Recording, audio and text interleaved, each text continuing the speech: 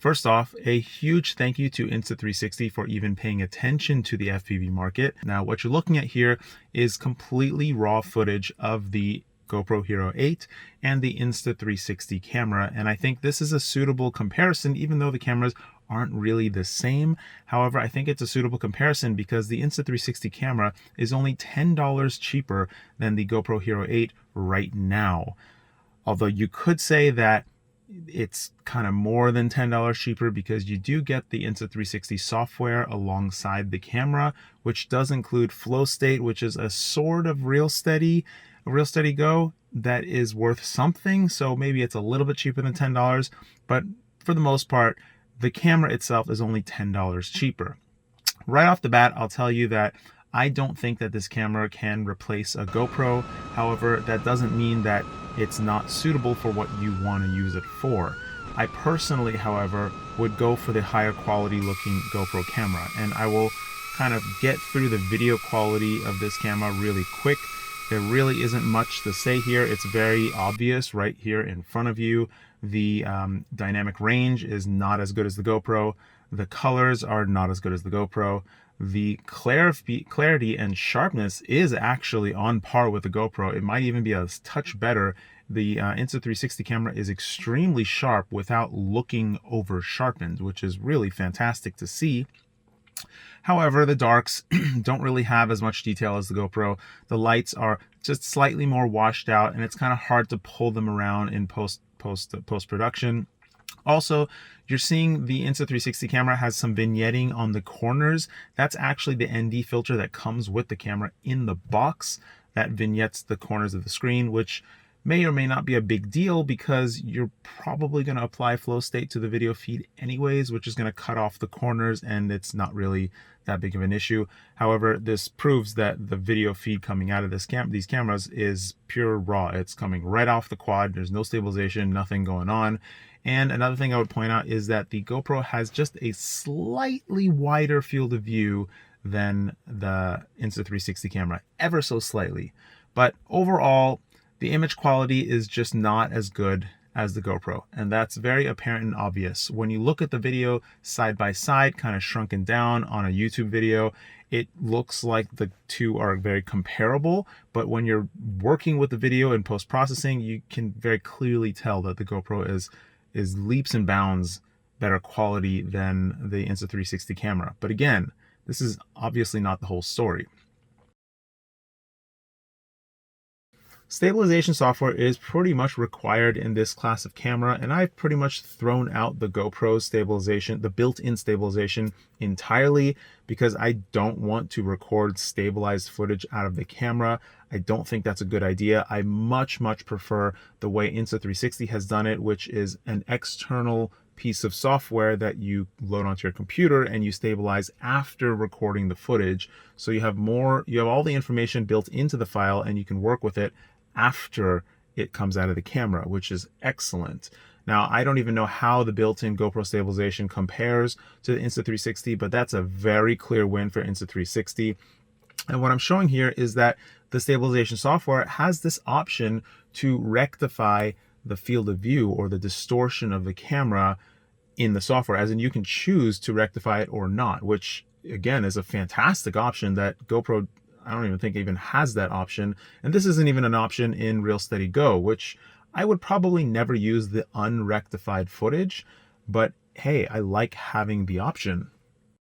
Now, something the Insta360 software doesn't do is the sort of super view-ish kind of view that GoPro does, and RSGo automatically applies to any footage thrown into it.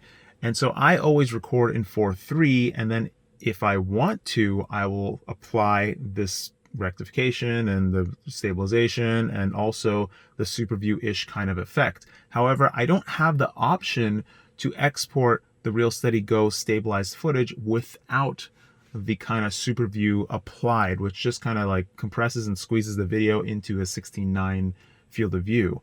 Whereas in Insta360, they don't even have the option to export it as 16:9, and if you just stretch the video feed in any editor, it's not quite the same. So you're going to see in this comparison of stabilization, you can't really compare them perfectly because In one part of the video that I'm showing you, the Insta360 camera is stretched out sideways, and in the other part, the GoPro is going to be compressed sideways. So they're not perfectly apples to apples, but you can definitely see that the GoPro is doing much better with RSGo applied, and this is the absolute minimum amount of stabilization that RSGo can do. I've turned the settings all the way down.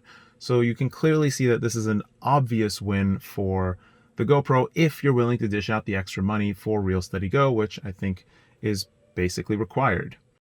Also, the one added advantage that RSGo provides you that the Insta360 software does not is the horizon lock, which is also nice to have, but isn't totally useful all the time. If you push it a little bit too hard, it does some really weird wonky things to the video feed, and it does make it look kind of odd. So as long as you keep your kind of movements in check, it is really useful to have this horizon lock, because it kind of gets old kind of banking it around. Now, these features that I pointed out, the lack of the 16:9 export and the horizon lock, are features that Insta360 can easily add to their software suite if they wanted to. These are not things that GoPro, well, maybe they could issue a firmware update to give it an option to process in camera, but I'm just getting back to the point where I just don't like the fact that you can only stabilize inside the GoPro, and you can't, I mean, as far as I know, I don't know, maybe there's a GoPro suite that does stabilization after the fact, but as far as I know, there isn't an option to stabilize the GoPro footage from GoPro themselves, even though they just recently bought RSGo. Anyways, it gets complicated. I hope you understand what I'm saying there. And finally, let's take a look at the camera itself. So it's primarily made of plastic. The form factor is very similar to an exploded Hero that has been rebuilt in a package. It has this little tab on the end of it that keeps the memory card from popping out entirely, which is fantastic. And it also takes 2S, I believe 2S to 6S voltage, which is fantastic as well. Great features there. That little tab is wonderful, and the voltage is wonderful as well.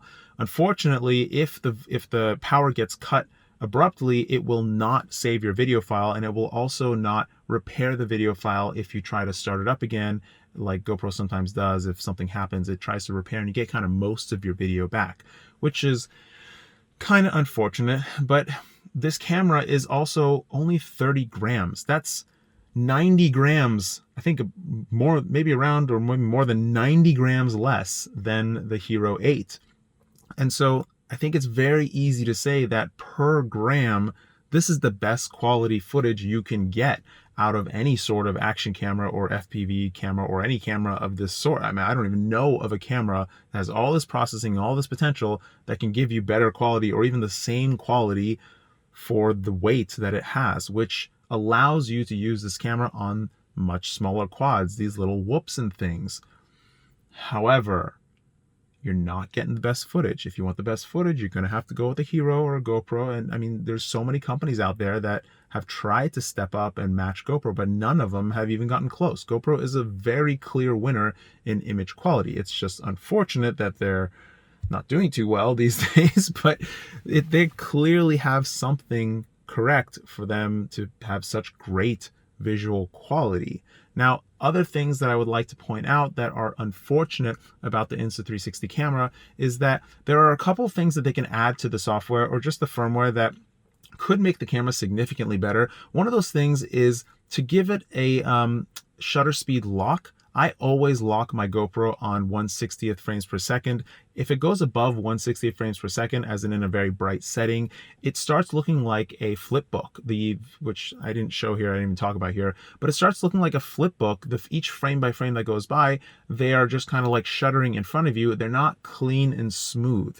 And 60 frames per second is great, but I personally don't like 60 frames per second. It just doesn't look as nice. I prefer 30 frames per second with some minor motion blur to blend the frames together nicely. This is something you can't really apply in post-processing. So that's that. There's a lot more to say about this camera, but I think I've covered pretty much as I care to. I think there might be another version of this camera on the way, a 1-inch sensor version.